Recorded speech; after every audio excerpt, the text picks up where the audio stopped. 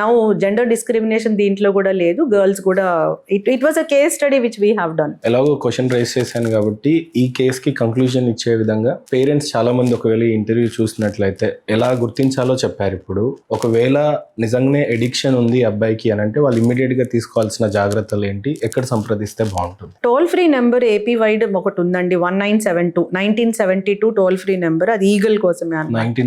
1972 toll free number. ఈ Eagle కి IG rank officer, he's working as director.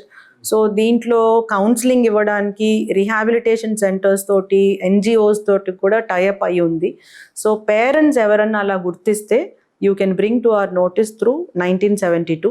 De-addiction centers, private de-addiction centers ఉన్నాయి, government de-addiction centers ఉన్నాయి. But it has to be, నా personal opinion, వాటిని ఇంకా చాలా strengthen చేయాల్సిన అవసరం ఉంది, చాలా స్ట్రెంగ్తన్ చేయాలి. కొన్ని ఆర్గనైజేషన్స్ ఉన్నాయి లైక్ గ్రీన్ వ్యాలీ ఫౌండేషన్ వైజాగ్లో, they are working very well. వాళ్ళు రిహాబిలిటేషన్ కోసం వాళ్ళ ఓన్ ఎక్స్పెండిచర్ కూడా పెట్టుకొని దే ఆర్ డూయింగ్. సో ఇట్లాంటి ఆర్గనైజేషన్స్కి we can also tie up with those organizations. So 1972కి కాల్ చేస్తే that's a toll free number. Madam, ఎలాగో జెన్జీల తరం నడుస్తుంది ఇప్పుడు.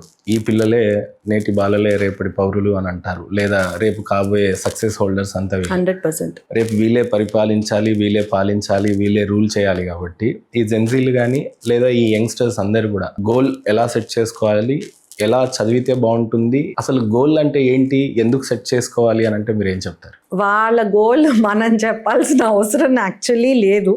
అంటే ఈ పిల్లలకి they have their own goal. మనం కేవలం ఎక్కువగా ఫెసిలిటేటింగ్ రోల్ ప్లే చేస్తే బాగుంటుంది అనిపిస్తుంది నాకైతే, రాదర్ దెన్ డైరెక్టింగ్ దెమ్ ఇది చెయ్యాలి. మనం గోల్ సెట్ చేయాలనుకోండి, పోలీస్ ఆఫీసర్ అవ్వు, ఐఏఎస్ అవ్వు, ఐపీఎస్ అవ్వు, లేకపోతే డాక్టర్ అవ్వు, ఇంజనీర్ అవ్వు, ఇవే మనం చెప్తాం. బట్ వాళ్ళు సెట్ చేసుకున్న గోల్స్ మనకు అసలు అర్థం కూడా కావు, but they will be successful in that.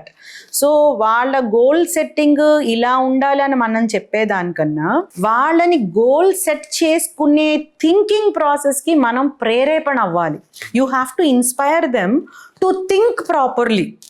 అంటే వాళ్ళ స్ట్రెంగ్స్ మన వైపు నుంచి మనం ఏవో చూస్తాం కదా, మనం కూడా కొన్ని ఐడెంటిఫై చేయాలి. బాబు నీ స్ట్రెంగ్స్ ఇవి, yes your strengths are so and so. వాళ్ళ ఇమోషన్స్ని మనం అప్రిషియేట్ చేయాలి, వాళ్ళ స్ట్రెంగ్స్ని మనం గుర్తించాలి, వాళ్ళ వీక్నెసెస్ని వాళ్ళే గుర్తుంచుకునేలాగా మనం చెయ్యాలి. బై ఫోర్స్ గా మనం వాళ్ళని we can never do anything by preaching. అంటే అవ్వాల్సిన సక్సెస్ కూడా అవ్వకుండా మనమే ఏదో డైరెక్షన్ చేంజ్ చేసేస్తా ఉంటాం.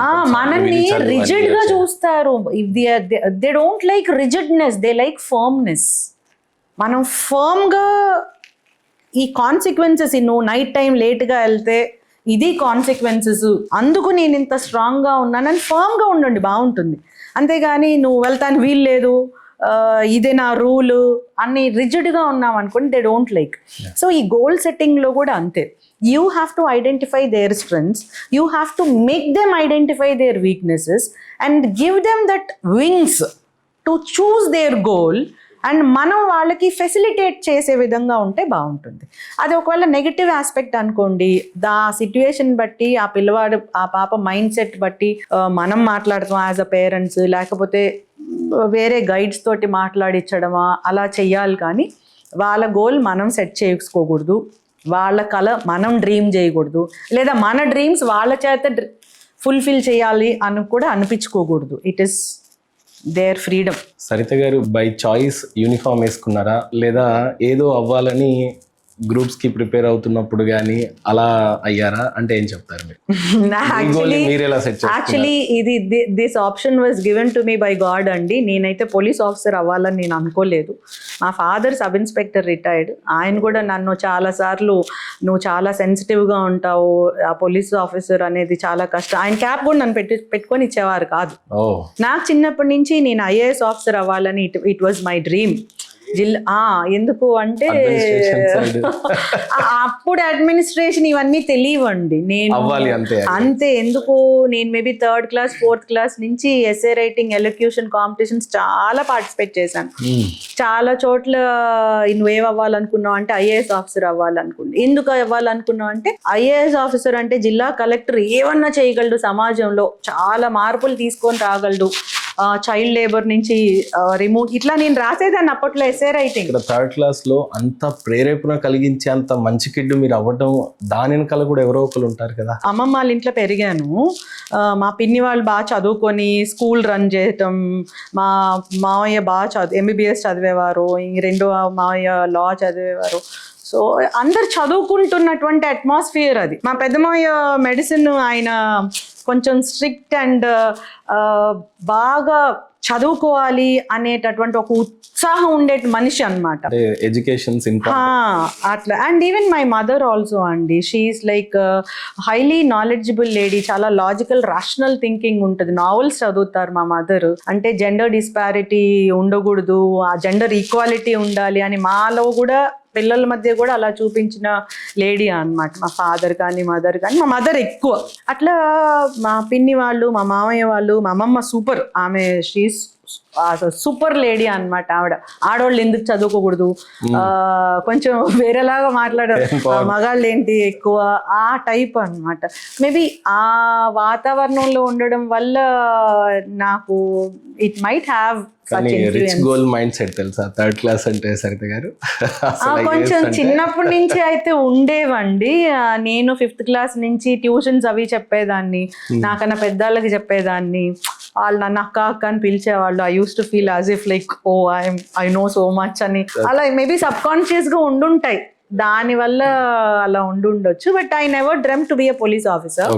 వచ్చినాక I'm happy. First day uniform తీసుకునే కన్నా ముందు ఉండే ట్రైనింగ్స్, కొన్ని భయాలు, ఆ తర్వాత చాలా రాయల్ మైండ్ సెట్ తో వచ్చి యూనిఫామ్ ఒకసారి వేసుకున్న తర్వాత సీనియర్స్ దగ్గర సైల్యూట్స్, ఎలా మీ మైండ్ సెట్ ఎలా ట్రావెల్ అయింది? నేను ముందు 2007 రాసిన గ్రూప్ 1లో నాకు వచ్చిన మార్క్స్ నాకు అప్పుడే డిఎస్పీ వచ్చేది. బట్ ఫిజికల్ టెస్ట్ కూడా మా నాన్న వెళ్ళనివ్వలేదు. సరే, అది వేరే స్టోరీ అనుకోండి. తర్వాత నేను అట్ ఎనీ కాస్ట్ నేను ఇంకా బెటర్ ఆప్షన్ వెళ్ళాలి, ఆర్డీఓ అయితే డెప్యూటీ కలెక్టర్ అయితే ఐఏఎస్ అవ్వచ్చు అలా అనుకుని మళ్ళీ ఎగ్జామ్ రాశాను. కానీ అప్పుడు మాత్రం ఆప్షన్ డిఎస్పీ కూడా పెట్టాను. ఫస్ట్ చేయండి, తర్వాత చేశాను. Destiny brought me into police department only. అప్పటికే నేను 2 పిల్లల తల్లిని. నేను ఇంటర్వ్యూకి వెళ్ళేటప్పుడు I was carrying my second son. So డిఎస్పీగానే నేను సెలెక్ట్ అయ్యాను. ఇంటర్వ్యూ అప్పుడు కూడా నన్ను ఇంటర్వ్యూ అయిపోయినాక వెంకటరామరెడ్డి సార్ బోర్డ్ అనమాట, వారు నన్ను అడిగారు, నువ్వు లా చదువుకున్నావు కదా, నువ్వు లా ప్రొఫెసర్ అయితే చాలా బాగుంటుంది, లేదా జడ్జ్ అయితే బాగుంటుంది, you are speaking very well, అది ఇదని అన్నారు. అయిపోయినాక బయటికి వెళ్ళినాక డిఎస్పీ వస్తే చేస్తావా అని అడిగారు. అప్పుడే అనుకున్నాను నాకు ఇంక ఇదే వస్తుంది అని అనుకొని. But once I was selected, నేను కొంచెం హెజిటేట్ అయితే చేశానండి, భయపడ్డాను కూడా.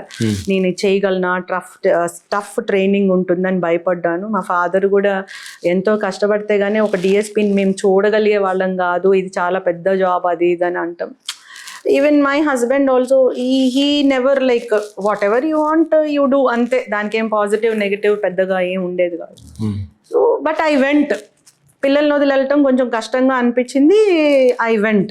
వెళ్ళినాక గ్రౌండ్లో మాత్రము ఫిజికల్గా, అప్పుడు నేను ఐ వాజ్ ఫీడింగ్ మదర్, నేను నర్సింగ్ మదర్ కదా, అయినా never I used to give up on ground. Daily physical fitness morning evening ఉంటుంది. అంటే నేను కొంచెం గివ్ అప్ మెంటాలిటీ కాదండి, బయటికి సాఫ్ట్గా ఉంటుంది కానీ లోపల చాలా ఫర్మ్గా ఉంటాను. ఐ నో మై సెల్ఫ్, చాలా firm. Once I decide I do it. కాకపోతే సాఫ్ట్గానే ఉంటాను కనిపించడానికి. సో ఎక్కడ గివప్ చేసేదాన్ని కాదు. ఫిజికల్ ఎక్సర్సైజెస్ కానీ, రన్నింగ్ కానీ, 5 km ఉండేది, 10 km ఉండేది. Never I used to give up. Evening parade ఉండేది అనమాట. పరేడ్ అప్పుడు కూడా I used to give my best. Weight కూడా చాలా ఎక్కువ ఉండేది. మా ఇన్స్ట్రక్టర్ కిషన్ సార్ అయితే, this I have to share అండి, I told many times also. ఒకసారి పరేడ్ జరుగుతుంటే సరిత మేడం ఒకసారి బ్యారక్కి వెళ్ళండి, బ్యారక్ అంటే మా రూమ్స్ అనమాట ట్రైనింగ్లోను, బ్యారక్ వెళ్ళమంటే నేను సార్ ఐఎమ్ ఫైన్ సార్ నేను అంటే, no Sarita madam you go to barrack once అన్నారు సార్, మా ఇన్స్ట్రక్టర్ సార్. అయితే నాకు అర్థం కాలేదు, నేను బాగా చేయలేకపోతున్నానా, లేకపోతే నేనేమన్నా వీక్గా ఉన్నానా అని అంటున్నారా, నాకు అర్థం కాలేదు. అంటే మనది గివప్ చేసే మెంటాలిటీ కాదు కదా, మనది ఆ మెంటాలిటీ కాదండి. We once decided we have to do it. అయితే సార్ కొంచెం స్ట్రిక్ట్గా సరిత మేడం బ్యారక్కి వెళ్ళండి అన్నారు. నేను వెళ్తే మాకు అన్ని పోలీస్ డిపార్ట్మెంట్లో ఎక్కడైనా బిగ్ బిగ్ మిర్రర్స్ పెడతారు యూనిఫామ్ కోసం, అట్లా that is a pattern. So చూస్తే నా షర్ట్ తడిచిపోయింది. I was a nursing mother. నాకు వారి మీద గౌరవం పెరిగిపోయింది అనమాట. మళ్ళీ షర్ట్ చేంజ్ చేసుకొని పరేడ్కి వెళ్ళాను. సో అటువంటి సిచ్యువేషన్స్ ఐ హ్యావ్ సీన్. అంత మంచి ఆఫీసర్స్ నేను ఎందుకో నన్ను కొంచెం అది లిటిల్ ఇచ్చేసింది. కాకపోతే I little felt proud also. నేను నర్సింగ్ మదర్, 2 పిల్లల తల్లిని, నా చిన్న బాబుని వదిలేసి వచ్చాను, అయినా నేను కష్టపడుతున్నాను. లోపల లోపల అంతర్లీనంగా కొంచెం హ్యాపీగా అనిపించింది, కానీ కొంచెం బాధ అనిపించింది. బాబుని వదిలేసి వచ్చాను అని బాధ అనిపించింది. మా ఇన్స్ట్రక్టర్ నా సిచ్యువేషన్ అండర్స్టాండ్ చేసుకున్నారని ఒక టైప్ ఆఫ్ ఆ ఇన్స్ట్రక్టర్ మీద ప్రేమ పెరిగింది. అట్లా మీరు నా ట్రైనింగ్ అడిగారు కాబట్టి I'm just sharing all this. 10K వెళ్ళేటప్పుడు ఎక్కడ వాక్ చేసేదాన్ని కాదు, అలాగే వెళ్ళేదాన్ని. అట్లానే స్పీడ్గా రన్ చేసే అంత కెపాసిటీ ఉండేది కాదు. కన్సిస్టెంట్. చాలా మంది ఎస్ఐస్ కూడా అదే టైంలో ట్రైనింగ్ అయ్యారు మాతో పాటు. వాళ్ళు కూడా మేడం కమాన్ కమాన్ కమాన్ కమాన్ అనేవాళ్ళు. మా ఇన్స్ట్రక్టర్ వచ్చి కొంచెం పరిగెత్తమ్మా, ఇంకా టైమింగ్ బాగా వస్తుంది, మీరు నడవరు అలా అని స్పీడ్గా పరిగెత్తరు అనేవారు. It was very good. Even మా బ్యాచ్ మేట్స్ అందరూ కూడా బాగా support. I was very good in firing.